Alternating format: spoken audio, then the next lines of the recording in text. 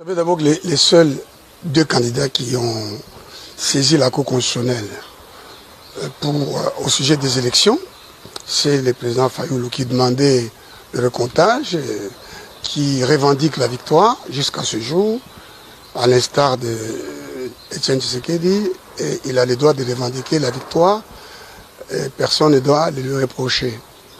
Moi, à mon tour, j'étais allé dire à la Cour que les élections étaient irrégulières, qu'il fallait les annuler et reprendre le processus avec une CENI nouvellement constituée, autrement constituée. Nous n'avons pas été écoutés.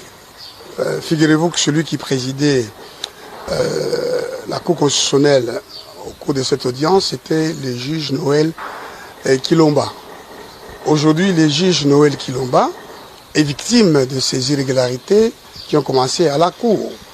Parce que c'est dans l'irrégularité que les juges Kilomba et son collègue Oboulou ont été remplacés à la Cour constitutionnelle.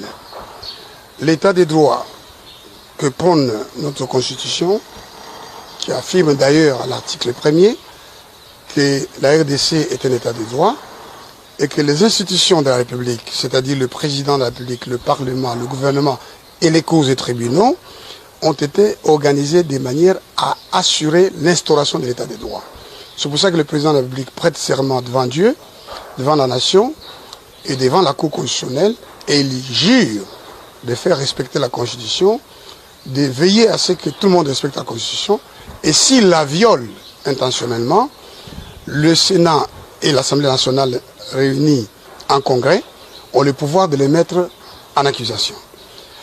J'ai été consulté comme avocat par les juges à la Cour constitutionnelle Noël Kilomba et Jean Oboulou pour poser tous les actes de ma profession afin qu'ils soient rétablis dans leurs droits. J'ai écrit au président de la République en lui disant qu'il n'a pas le pouvoir, du point de vue de la Constitution, au regard des dispositions de l'article 158 notamment de la Constitution, de remplacer ces juges-là. Les juges de la Cour sont les juges inamovibles. Pourquoi? Pour être nommé juge de la Cour constitutionnelle, on l'est dans le groupe du président de la République ou dans le groupe du Conseil supérieur de la magistrature ou alors dans le groupe du Parlement. Ça dit quoi? Le président nomme 3 juges sur sa propre initiative, le Conseil supérieur de la magistrature lui en propose 3 et le Parlement réuni en congrès fait la même chose, lui en propose 3. Il les nomme. Ces juges-là ont un mandat de 9 ans. Ce mandat ne peut prendre fin que si l'un d'eux décède, ou le mandat expire, ou sinon ils démissionnent, ou alors ils sont démissionnés. Le mandat peut aussi prendre fin à la suite du renouvellement de la Cour par tirage au sort. On n'est pas dans les cas d'espèce. Le tirage au sort aurait dû avoir lieu en 2018, mais il y a eu un décès, il y a eu 2 démissions, et donc on a nommé d'autres juges, dont Oboulou, qui ont leur mandat qui court pendant 9 ans.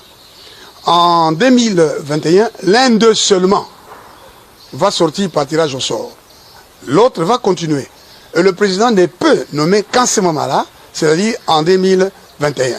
En remplaçant le juge maintenant, en violation de ces dispositions, il a intentionnellement violé la Constitution et il doit rapporter les 2 ordonnances, celles qui nomment les juges qui remplacent mes clients et celles qui nomment mes clients à la Cour de cassation, étant donné qu'un juge à la Cour constitutionnelle ne peut pas être nommé à un emploi public pendant 2 ans depuis la fin de son mandat.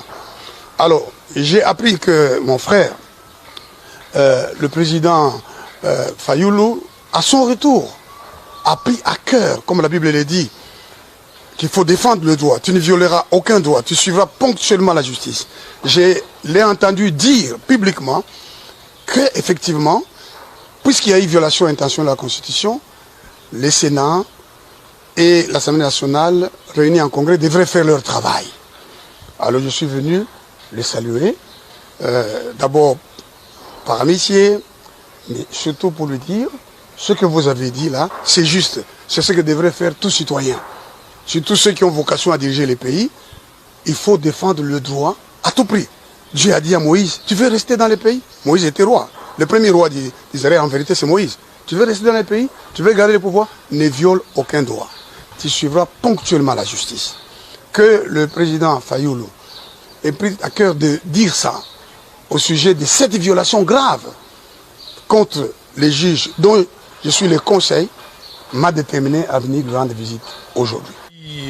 Maître Théodore Ngoï, et pour cette action, cette initiative. Et il a toujours pris à cœur cet aspect de l'état du droit. Et c'est comme ça qu'il est allé à la Cour constitutionnelle pour contester les résultats.